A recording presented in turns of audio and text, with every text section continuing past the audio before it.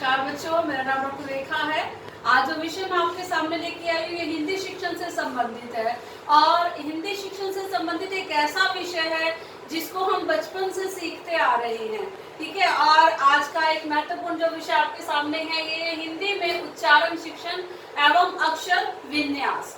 तो आप सभी जानते हैं कि भाषा एक ऐसा माध्यम है जिसके द्वारा हम अपने भावों को संप्रेषित कर सकते हैं और जिसके द्वारा हम अपने भावों को दूसरों तक पहुंचा सकते हैं। सिर्फ भाषा ही एक ऐसा साधन है जिसके जो हमारे विचारों का संप्रेषण का सशक्त माध्यम है। और हमेशा भाषा के लिए हम ये कहते हैं कि भाषा सबकी अलग अलग भाषा होती है और भाषा के लिए सभी प्रकार के जो चिन्ह है वो अलग अलग बनाए गए हैं। हर भाषा में अलग अलग प्रकार के चिन्ह हैं। जैसे आप जानते हैं कि हमारी मातृभाषा जो है वो हिंदी है और हिंदी की जो लिपि है वो देवनागरी है। तो लिपि मतलब लिखने का ढंग। तो हर भाषा को चिन्हित करने का जो ढंग है वो अलग है। हर भाषा के लिए अलग से चिन्ह जो है वो निर्धारित किए गए हैं। अब अगर हम हिंदी की बात करें तो हिंदी भाषा में भी हम जो कह सकते हैं कि उच्चारण जो है, उच्चारण किसके द्वारा होता है, ठीक है। चिन्ह जो हमारे निर्धारित चिन्ह है उनके द्वारा हम भाषा को उच्चारित करते हैं, ठीक है। और चिन्ह जो होते हैं हमारी भाषा, आपको जैसे पता है कि चिन्हों का अगर हम वर्गीकरण करें तो हमारी भाषा में दो प्रकार के जो है वर्ण पाए जाते हैं, स्वर और व्यंजन। और आपको ये भी पता है कि जो स्वरों की संख्या है वो 11 होती है। जैसे ए, आ, ई, उ, ए, आई, ठीक है, ओ, औ, अरी। तो इस प्रकार हम स्वरों की 11 संख्या गिनते हैं और जो व्यंजन है वो हमारे 33 होते हैं। जैसे हम सबसे पहले क वर्ग से शुरू करते हैं, क, ख, ग, घ, घ, ठीक है। फिर च से च, छ, ज, ज, या, ठीक है। फिर ट से ट, ठ, ड, ढ, अना। फिर प से प, फ, ब, भ, म। फिर ठीक है, इसी तरह से या, रा, ला, वा, श, अक्षर, द्र और गद्य, ठीक है। तो इस प्रकार के 33 जो है वो हमारे व्यंजन माने जाते हैं। अगर हम स्वरों की बात करें तो स्वर बिना व्यंजनों की सहायता से बोले जा सकते हैं। या हम बात करते हैं कि जब भी हम स्वरों को बोलते हैं, जब भी हम स्वरों की बात करते हैं तो उसमें क्या है कि किसी की सहायता की आवश्यकता नहीं पड़ती। लेकिन अगर हम व्यंजनों की बात करें तो व्यंजन बिना स्वरों की सहायता के नहीं बोले जा सकते और व्यंजनों को उच्चारित करने के लिए हमेशा स्वरों की आवश्यकता पड़ती है। तो इस तरह से 11 स्वर हैं और 33 व्यंजन हैं। आगे हम बात करते हैं कि उच्चारण के आधार पर ध्वनियों का वर्गीकरण, कि हमने अपनी हिंदी की ध्वनियों का वर्गीकरण किया है। किस आधार पर ये वर्गीकरण किया है? उच्चारण के आधार पर, यानी कि जिस स्थान से जो वर्ण निकलता है, ठीक है, उसी के आधार पर उस वर्ग को वर्गीकरण किया गया है, उस वर्ण का वर्गीकरण किया गया है। तो आइए देखते हैं कि उच्चारण के आधार पर किस तरह से वर्गीकरण किया गया है। सबसे पहले अगर हम बात करें तो अनुनासिक कौन से होते हैं?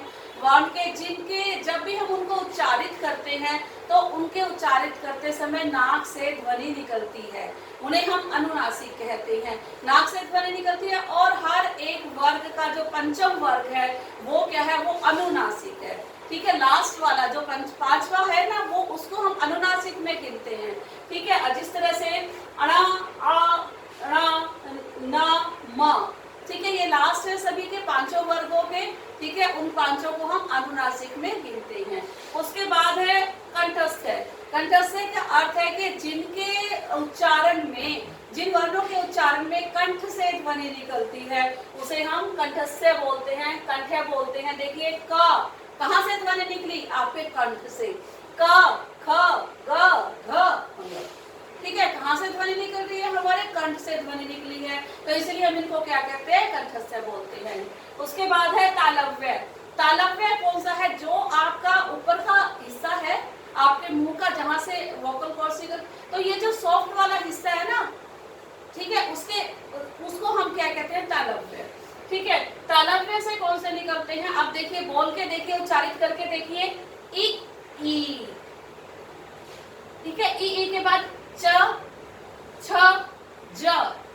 तो ये सॉफ्ट वाले हिस्से को टच किया ना हमारी जीवा ने, तो ये कौन से हैं? तालव्य। उसके बाद देखिए मूर्धन्य।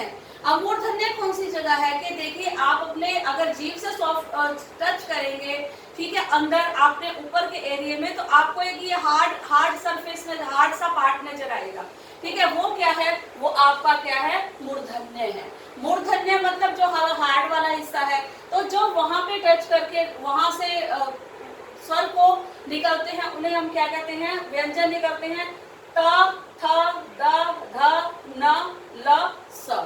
आप बोल के देखिए तो ये कहां से निकल रहे हैं, ये सारी ध्वनियां जो हैं वो मूर्धन्य से निकली हैं, ट, ठ, ड, ढ, ण, र और प।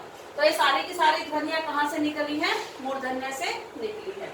उसके बाद देखिए दंतव्य। दंतव्य कौन से होते हैं कि जो दांतों से लगते हैं, हमारी जीवा जो है दांतों से लगती है जब भी हम इनको उच्चारित करते हैं। देखिए ट, थ, द, ध, न, ल, स, ठीक है, तो ये कौन से हुए, दंतव्य। अब हम बात करते हैं औष्ठ्य की। औष्ठ्य कौन से होते हैं कि जिनमें हमारे होठ आपस में मिलते हैं, जुड़ते हैं, उन्हें हम क्या कहते हैं, औष्ठ्य। देखिए उ, ऊ, हमारे होठों की मूवमेंट हुई ना, प, फ, प, फ, उसके बाद है ब, भ, म, तो आपके होठ जुड़े आपस में मिले, ठीक है, और जो इनको होठों का इसमें जो है इस ध्वनि में विशेष योगदान है, तो इसलिए इनको औष्ठ्य बोलते हैं हम। उसके बाद देखिए दंतोष्ठ्य। दंतोष्ठ्य कौन से होते हैं कि जिनमें कहां से वायु निकलती है कि जब हम दांतों से भी और होठों से भी, जहां पर हम दोनों का प्रयोग करते हैं उनको हम क्या कहते हैं, वर्णों को हम दंतोष्ठ्य बोलते हैं। देखिए जैसे व, फ, ठीक है।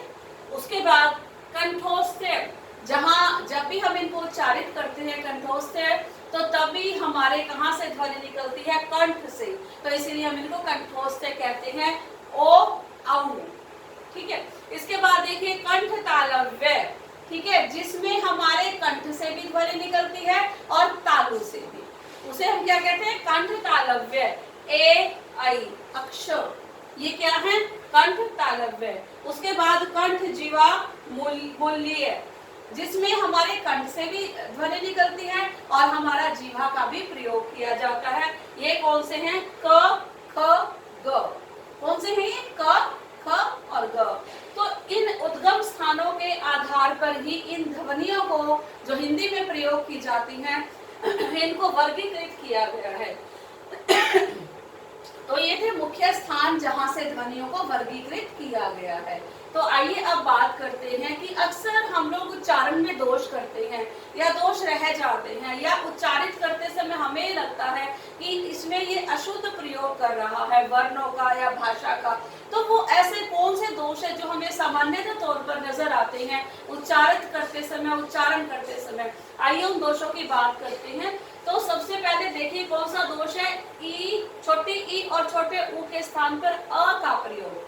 अ का प्रयोग कैसे करते हैं, जैसे मैंने आपको उदाहरण लिखा हुआ है, धोबिन है, सही शब्द क्या है, धोबिन, और जो गलत शब्द है जिसको मैंने अंडरलाइन भी किया है वो क्या बोलते हैं हम लोग, धोबन, ठीक है। और ई के स्थान पर हम किसका प्रयोग करते हैं, अ का प्रयोग करते हैं। उसके बाद देखिए री के स्थान पर री का प्रयोग, ठीक है। अब ये हम ऋषि बोलते हैं इसको, लेकिन उसके स्थान पर हम किसका प्रयोग करते हैं, री का प्रयोग करते हैं। जैसे कृष्ण, सही शब्द क्या है, कृष्ण, और उसको हम कैसे बोलते हैं, कृष्ण। उसके बाद देखिए औ के स्थान पर ओ का प्रयोग, ठीक है। औ जिसमें दो मात्राएं हैं और ओ जिसमें एक मात्रा होती है। तो जैसे हम कहते हैं शौक, शौक, तो उसको हम क्या क्या बोलते हैं, शौक, जिसमें एक मात्रा है, तो ये उच्चारण गलत है। इसके बाद देखिए अना के स्थान पर ना का प्रयोग, हम ये कहते हैं कि रामायण इतने बजे आएगी, तो रामायण जो है वो शुद्ध प्रयोग है, और शुद्ध प्रयोग हम ना करके हम क्या करते हैं, रामायण। तो अना के स्थान पर हम किसका प्रयोग करते हैं, ना का प्रयोग करते हैं। उसके बाद व के स्थान पर व का प्रयोग, जैसे अगर शुद्ध रूप में बोला जाए तो क्या है, सेब, लेकिन हम सेब के स्थान पर क्या बोलते हैं, सेब, तो ये गलत है। उसके बाद अक्षर के स्थान पर छ का प्रयोग, जैसे हम कहते हैं कि ये मैंने अपराध किया है, आप मुझे क्या कर दो, क्षमा कर दो, तो क्षमा जो है वो गलत शब्द है, ठीक है। सही शब्द क्या है, अक्षमा, ठीक है, क्षमा कर दीजिए। ठीक है, तो ये उसके बाद देखिए संयुक्त व्यंजन संबंधी, जब एक व्यंजन संयुक्त होकर हमारे सामने आता है तो वहां पर भी हम बहुत सारी गलतियां करते हैं। देखिए जैसे सही शब्द क्या है, प्राप्त, और हम उसको क्या बोलते हैं, प्राप्त। ठीक है, पता नहीं क्या उसको ये चीज प्राप्त हुई होगी या नहीं हुई होगी। ठीक है, तो उसमें क्या है, प्राप्त। ठीक है, प्राप्त जो है वो गलत शब्द है, और प्राप्त जो है, क्योंकि आधे को आपने आधा ही उच्चारित करना है, संयुक्त व्यंजन को संयुक्त ही उच्चारित करना है। उसके बाद देखिए अनुनासिक शब्द। अनुनासिक संबंधी शब्द कौन से शब्द होते हैं कि जिनमें हमारी जो ध्वनि है बोलते समय वो हमारे नाक से निकलती है, उनको हम अनुनासिक शब्द बोलते हैं। और वैसे ही व्यर्थ में ही हम क्या करते हैं कि चंद्र बिंदु लगा देते हैं किसी पर भी। ठीक है, जैसे सही शब्द क्या है आपका, आटा, और उसको हम क्या कहते हैं, आंटा। ठीक है, तो बहुत सारी उच्चारण संबंधी अशुद्धियां हम ऐसे करते हैं। फिर देखिए आ के स्थान पर आ कितना फर्क है, लेकिन हम आ के स्थान पर किसका प्रयोग करते हैं, अ का। अब देखिए दो शब्द है आपके सामने, सामान और समान। ठीक है, सिर्फ आ के प्रयोग की कारण ही शब्दों का अर्थ ही बदल गया है। सामान आप सभी को पता है, सामान नहीं हम कहते कि सामान लेने जा रहे हैं, नहीं, हम क्या कहते हैं, समान। तो समान जो है वो एक गलत शब्द है। समान मतलब बराबर, और सामान मतलब कोई भी मटेरियलिस्टिक चीज, कोई भी भौतिकवादी चीज हो सकती है उसमें।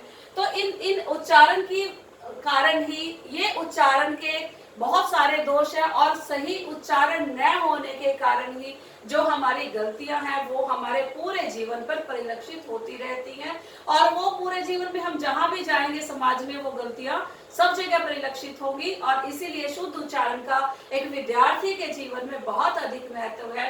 बच्चों आज ही उच्चारण संबंधी जो पहली वीडियो थी वो मैंने आपको दिखाई, और अगली वीडियो में हम इससे संबंधित आगे जानकारी प्राप्त करेंगे। धन्यवाद।